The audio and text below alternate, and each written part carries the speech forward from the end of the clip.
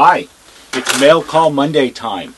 I was specifically asked to please do this video today because things are piling up around here. It's the middle of December and we're really busy with repairs and things keep coming in. People keep sending me things and I was told I need to open up some of this so we can put it on the shelf where it belongs, get the boxes out of the shipping area. So I'm going to try to quickly go through 4 items today. I've got 3 here and I've got 1 more on the floor. That's about half of what I've got all together, but I don't have time to do more than that. So let's go. The first one is from Barbara, and Barbara is from Ocean Gate, New Jersey. And this has been here since the beginning of November, it looks like. So let's go ahead and open it up and see what it is. One of the things that happens is when stuff sits around here for a long time after it's come in, I don't remember what it is. Lots of times people tell me they're sending me stuff, which is kind of nice, but I don't remember after it's been here for more than a month or 6 weeks what it all is. So this will be as much of a surprise to me as it is to you. Go ahead and put that over there. I'll tell you what, let's do it this way. And it looks like it's a chime. You can sort of tell by the shape. Let's go ahead and open it up and see what we got. And obviously Barbara here is an eBay seller also because she's got the fancy eBay tape. I think I'm going to use the scissors on it. I don't want to scratch it or cut into it.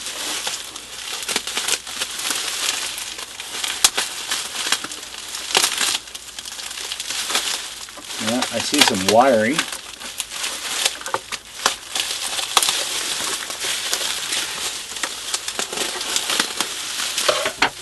Nicely packaged.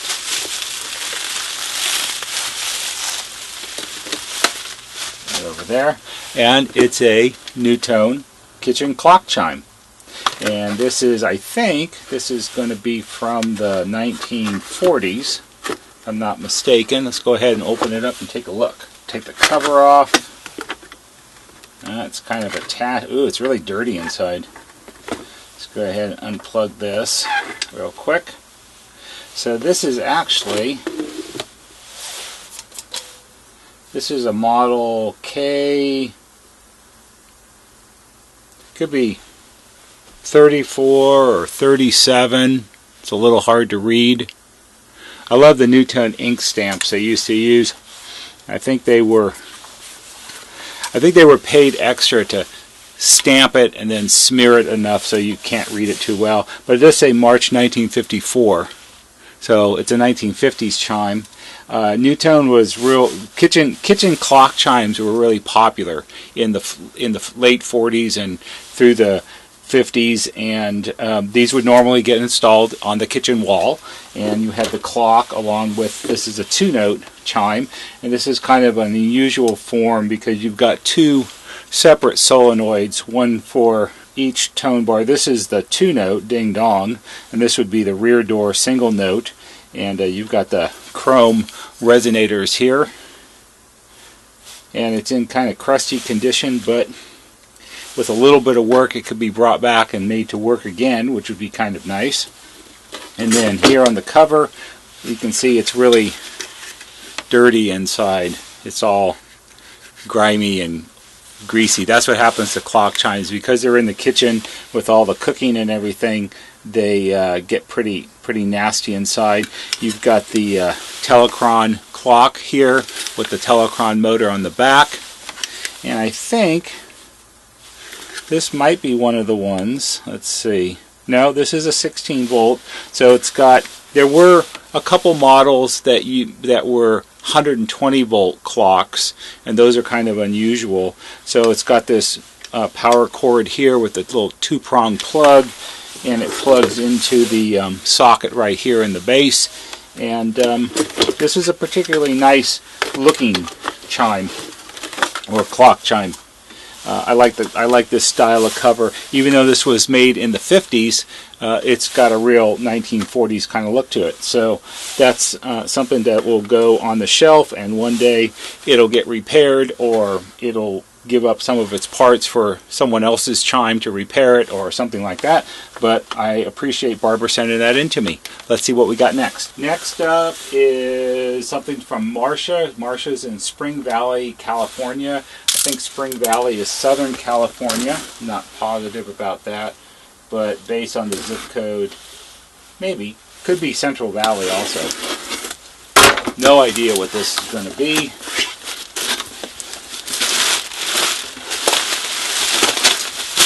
Lots of bubble wrap.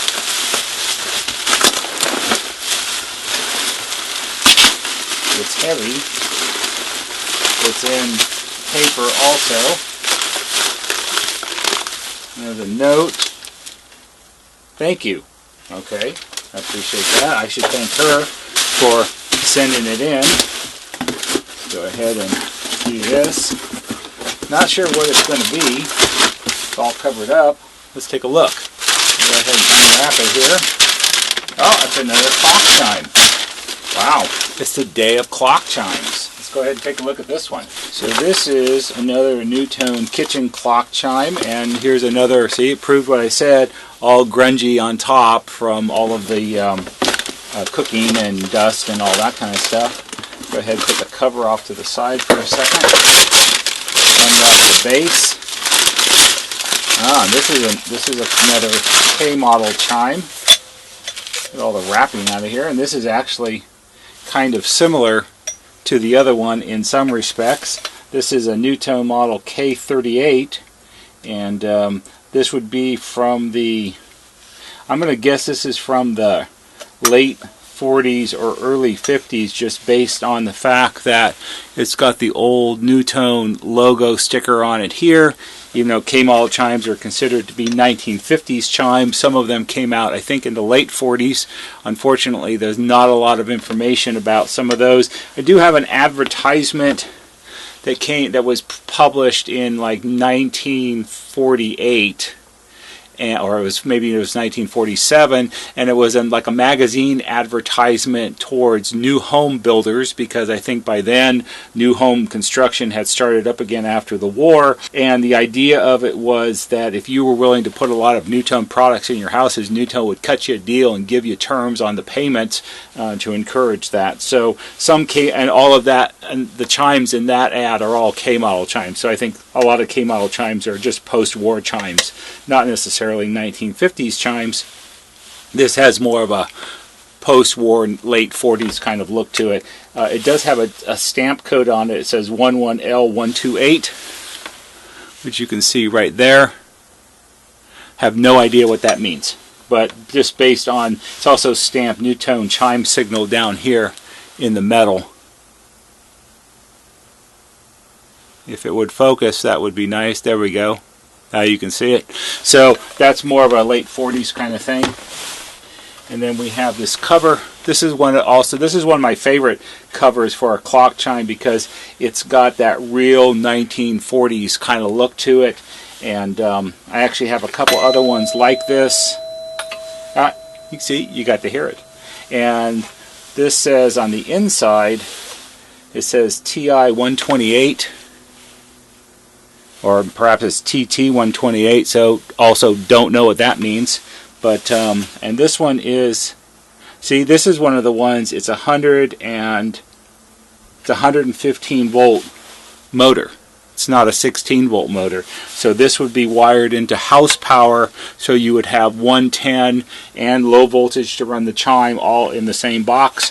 That's a real no-no today, but I guess back in those days that's the way you did it. This one I know was available in several different finishes. You have the white, there's a black one, and then there's also an ultra rare poppy red one. And poppy red was a real popular color in the late 40s and early 50s, I guess, and I've been on the lookout for a poppy red one for a long time, so maybe one day I'll find one. So I appreciate Marcia sending this in to us. Let's move on and see what we have next. Alright, this one, big one, heavy. This was from Brent, and Brent is in Plainview, Texas. Never been to Texas. Oh, actually I have been to Texas. I flew through, I was going to Mexico once, and we had a layover in, I don't think it was, I think it was Houston, and I remember that flying over Texas takes a really long time because Texas is really big, and I remember going out of the terminal in Houston for about 30 seconds, walked outside, it was hot and humid and kind of nasty outside, and turned around and immediately went back inside because it wasn't really very pleasant at all. So we've got something really good here, sort of a clue. We've got an owner's manual. Go ahead and take this out.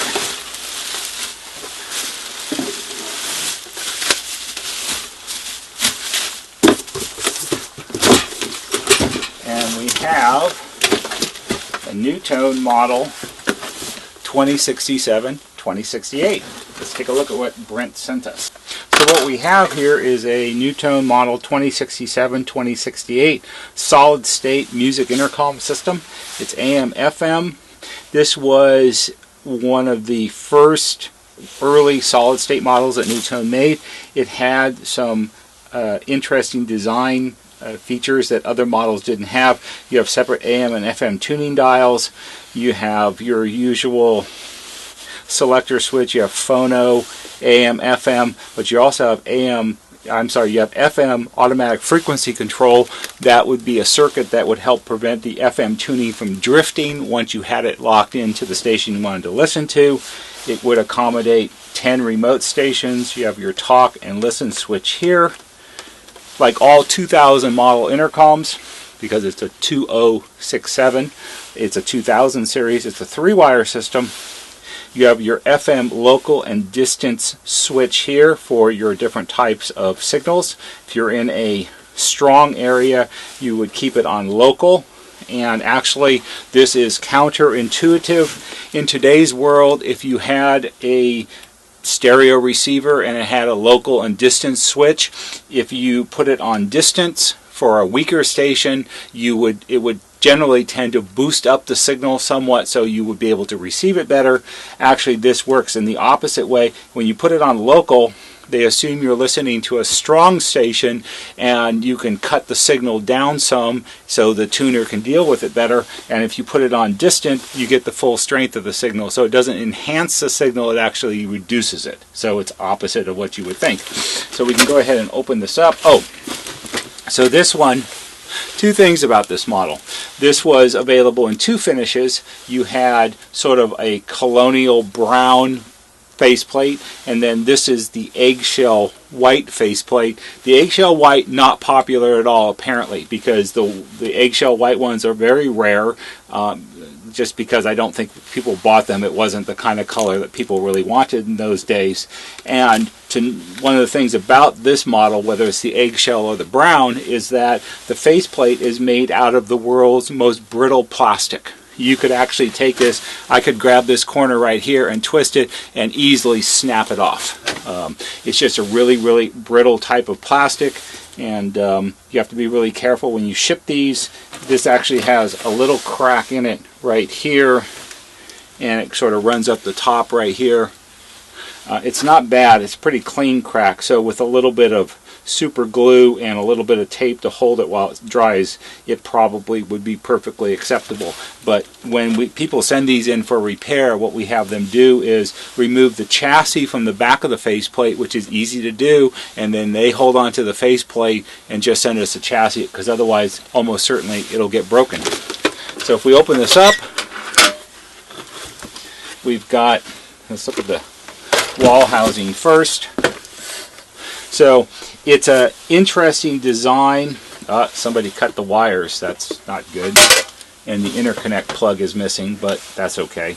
It's an interesting design because it's somewhat like the early tube-based models that NuTone made, where in this junction box right here you would have 110 power come into here, and then you have this safety interlock socket like you have on tube sets, and this gets mounted right here, and then there's a matching plug cord, which I'll show you on the back of the master, that plugs in here, and then the low voltage transformer is actually part of the intercom, and that's more in keeping with how tube sets were designed. So it's similar in that respect, and they might have done that because this would have been an update to some of the tube models that they made, and you could keep and use the same speakers, so it was sort of an upgrade path. Also, you've got your terminal strip here. You've got 1 through 8, and then on the top of the switch box here you've got 9 and 10, and then you've got your room control switches here. So this box, actually you can unmount it and take it off, and there's all the wire connections on the back. So we have that, and then Brent was also kind enough to include, there's the plug there that someone cut the wires off of. That's unfortunate, and the mounting brackets and that kind of stuff. So let's take a quick look at the master. So we're looking at the back of it, and yes, it is upside down, so here's our power interconnect cord and plug-in that plugs into the 110 power socket on the wall housing.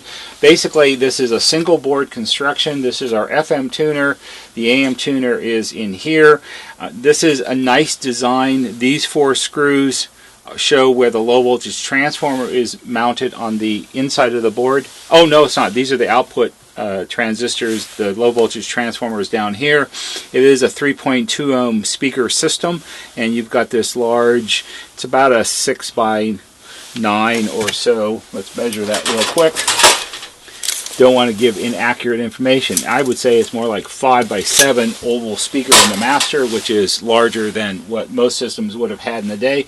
These are kind of nice to work on. The only thing that's a little bit difficult is if you take all the screws out that hold the board to the chassis, then it sort of folds out of the set, and there's a lot of interconnect wires that connect points of the board onto all the control switches and all of that, so that makes it a little more challenging to work on. These are pretty reliable sets, and this one, the date code is June of 1967, and usually these repair up really well. Sometimes the FM tuners can be a problem. The front end of the FM tuner, the transistors get weak, and they are a very specific FET type transistor, and sometimes they need to be replaced, and sourcing those today can be a problem. So it is a nice set. It has a very clean look.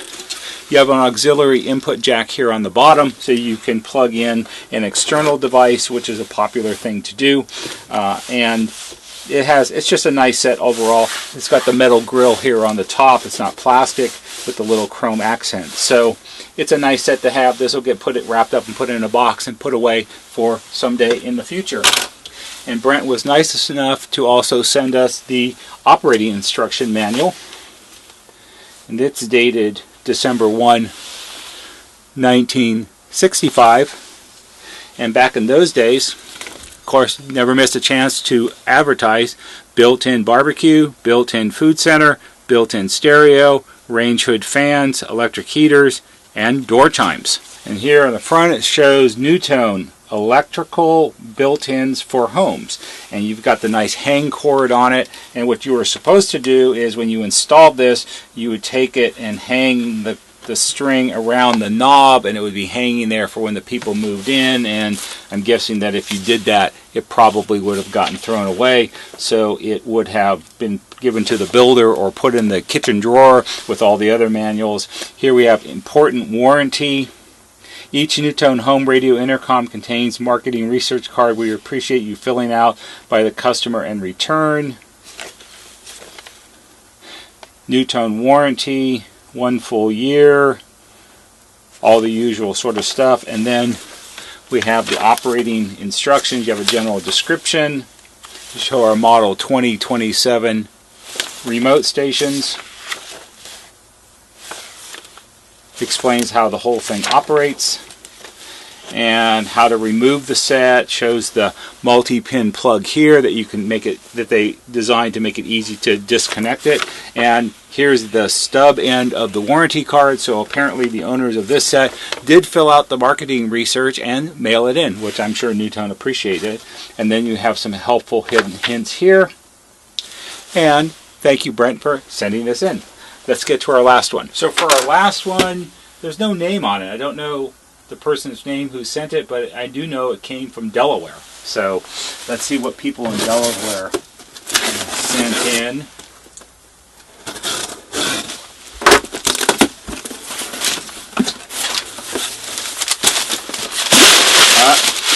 It's a double boxer. Look at that. Alright, I guess this one we'll have to throw on the floor. So I like it when people double box things. If you want your packages to get somewhere in one piece and it's something that's heavy or perhaps delicate, double boxing is the way to go. So, I know what this is. Go ahead and lift this out.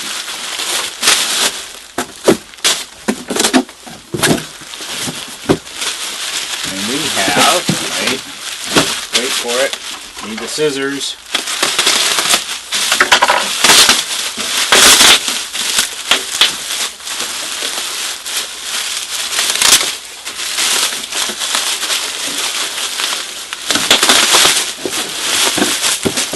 We have a NuTone model 2015-2016. This is a 2016 because it's the copper tone one, and it was good that they decided to double box it, because one of the things about shipping these is, and I think we've had a couple of these in the mail call videos before, you have this sort of stamped form aluminum faceplate panel, and if they're not double boxed, and they get banged around during shipping, these edges and everything will get smashed and bent, and if that happens, it's virtually impossible to fix. So you'll never really straighten it out and make it look like it's brand new. So let's go ahead and take a quick look at this and see what kind of shape it's in. So the model 2015-2016 is the second model that NuTone ever made. The 2011 and 2012 were the first models, and they were made in 1957, 1958, and then in 1959 the 2015-2016 came out. Both models were available at the same time. This was considered the deluxe model because it's both AM and FM. Of course, it's a 3-wire system. You have your tuning dial here for AM and FM, and here's your AM and FM switch. And then you have your tuning knob here, which on this one doesn't seem to work. Oh yeah, it does. It's got slack in the dial cord, so once you tighten it up, you can see the pointer move. This is a real glass dial plate here, and it's silk screened on the back with the what do you call it? The numbers. I forget. The scale. Up here we have our room control switches. There are 2, 4, 6, 8 of them, and they are 3-position switches. So you had off in the center, radio intercom at the bottom, and listen in or monitor here. You have master speaker volume, with a portion of it is considered to be the intercom range if you want the intercom to work well. You have a tone control down here, volume and on-off switch. It's got a real clunking on-off switch. Auxiliary phono input here. Your selector switch. Oh no, this is your intercom. Well, it's intercom and selector. So if you turn it to this position, it's on phono, so it's this input. The next one clockwise is radio, so you pick AM or FM. And then you have room-to-room intercom, so to talk you turn it to the right and it's spring loaded, so it's that, and then listen and talk and listen. This is the type of design that when you operate the intercom, it does not mute the radio. You're speaking over the radio. So the room-to-room position is, so you have phonograph, which is this input, radio, which is the second selector. Room-to-room would be later considered to be the intercom only position. The music is not playing, but the system is on and you can use the intercom, and then you have talk and listen. So that's how that works. Let's go ahead and open this up real quick. We have the wall housing on the back, the big heavy battleship gray wall housings of the late 50s and through the 60s. Really sturdy, really well made, much more substantial than later wall housings. Let me get a standard screwdriver and we'll go ahead and open this up. Okay, so I've taken the 4 screws out so we can pull it away from the wall housing, or pull the wall housing away from the set. There we go.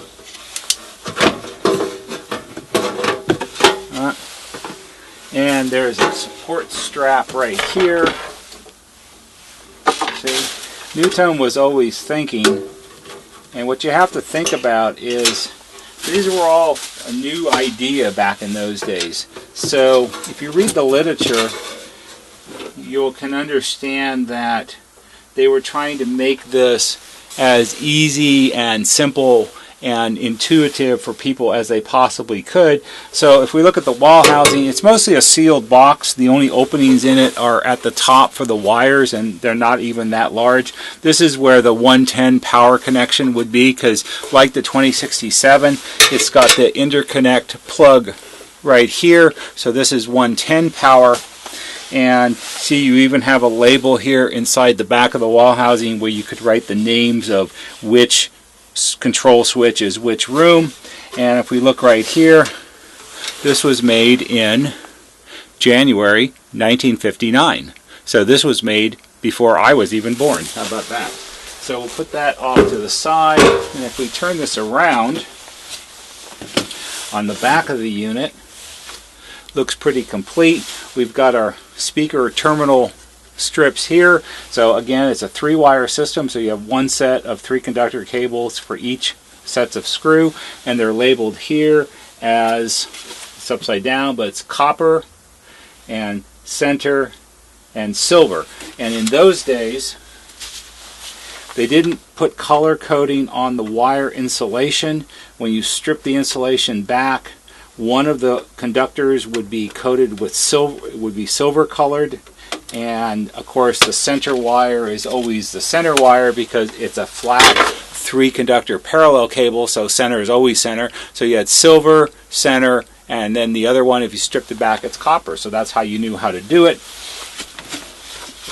Up here, there's a label, and it identifies the tubes in the set. So I guess if you had to replace a tube, you would know what the number was in case it had worn off or you couldn't read it, and you would take it down to your local hardware store and plug it in their tube tester, usually by the front door, and you would test it and see if it was good, and if it was bad, then the fellow would come and unlock the cabinet and give you a tube, and it probably back in those days would cost you less than $1. So nowadays the same tube, $12 or $14. But this is nice and clean inside.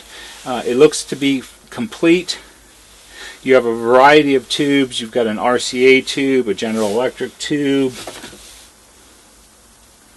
Not sure what kind that is. That could be a Sylvania. You've got a couple underneath some metal shields here, which I'm not going to take off. What you have to think about on a set like this is the majority of this is just radio.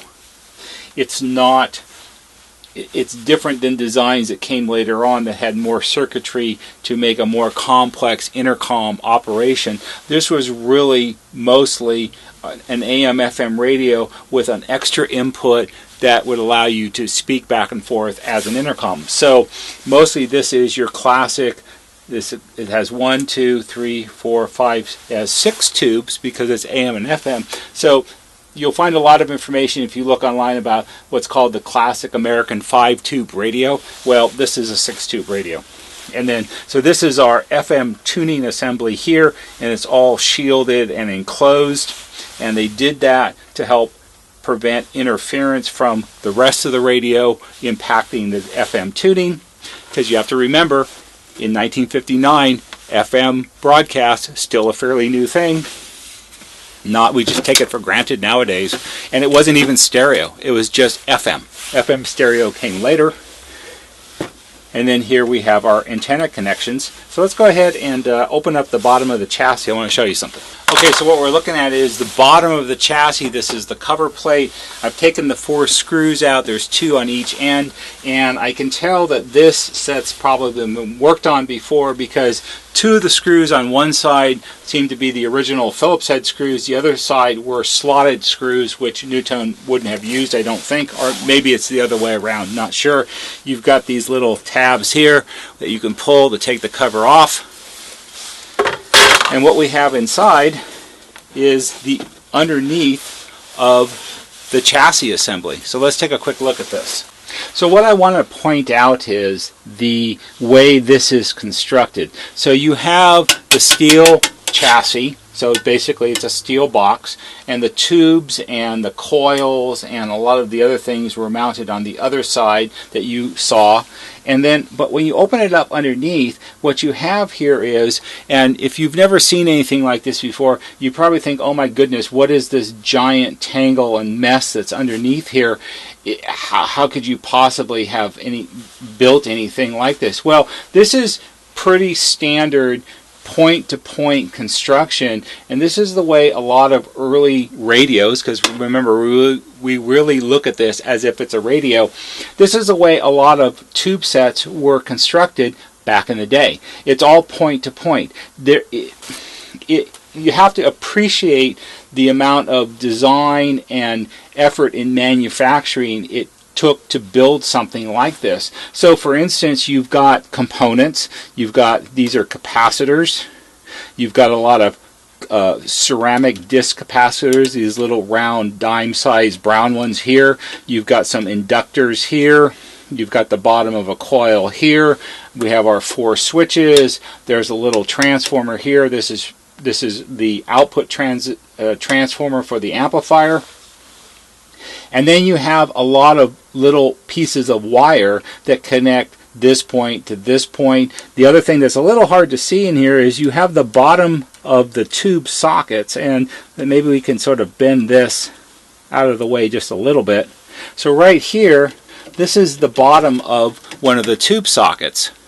And what you have around this here there are 8 or 10 connections on each tube socket, depending on what type of tube is being used in it. And then there are components that are soldered from this connection to this connection, and then there's another one that goes from this connection to another connection, and then there is these long terminal strips like here, and where's the other ones?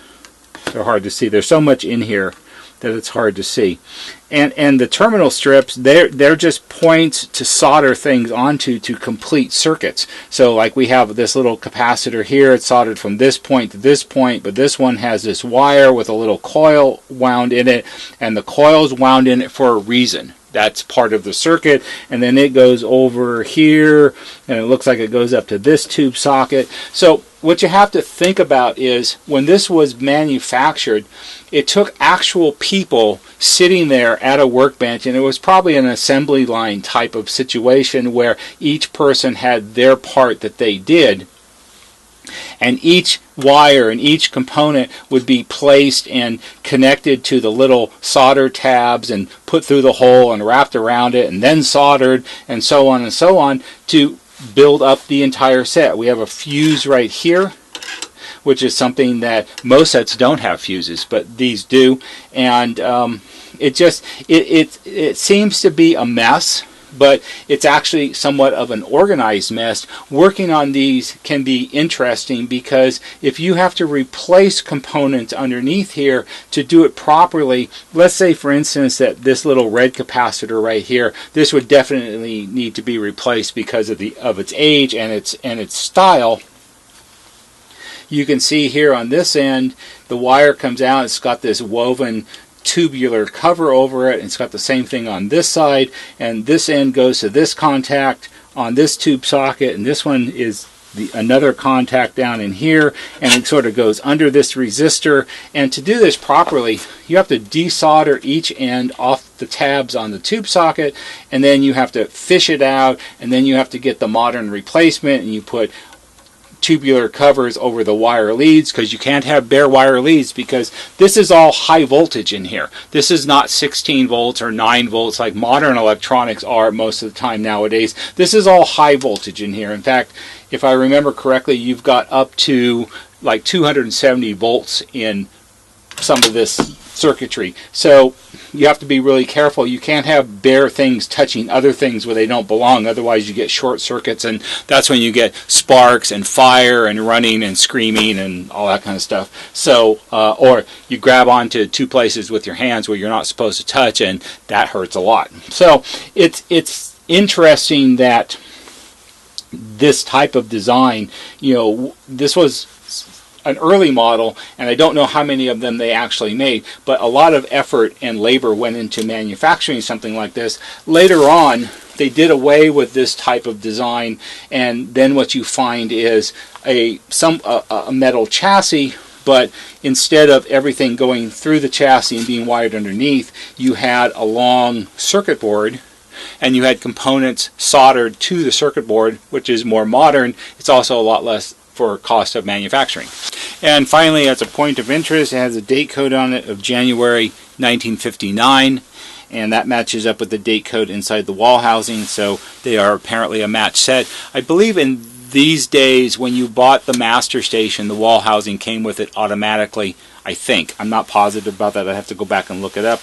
It has a sticker on it that says 197424.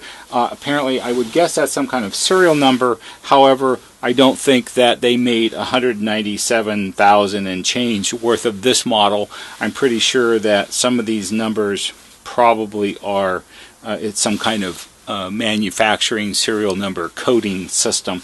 Nobody really knows exactly how many of these they actually made. Hopefully it was a lot. These really early models, especially the 2015, 2016, and somewhat less for the 2011, 2012. The 2011, 2012s are AM only models, and they're not as desirable because people want to have FM as an option. However, the 2015s, 2016s, they're starting to become sort of a cool retro model to have. We have a lot of people that are interested in getting their sets repaired and rebuilt so they work properly again. The real trick on these, repairing these, it's not so terribly difficult, although it is a fair amount of work. The real trick on these is it's the cosmetics. It has to be in really good condition. If it's all bent and scraped up and all of that, straightening out the faceplates is almost impossible, and coming up with good quality used faceplates is somewhat difficult. So it's all about condition quality, really, whether people want to get it repaired or not. But there is a following for them, and it's kind of cool, especially because you have the auxiliary input here, and you can plug in a modern device and do those kind of things. So it's just a nice model. It's one of the models I really like working on. So that's all for today. 2 really nice vintage intercoms, 2 really nice vintage NuTone kitchen clock chimes, and an owner's manual to boot. So how's that? So I hope you found this interesting and informative, and if you did, please give it a big thumbs up on YouTube. Oh, don't forget to subscribe. There'll be a banner right here. Click on the wheel or on the bell, put in your email address, get notifications when we put up new videos and all of that.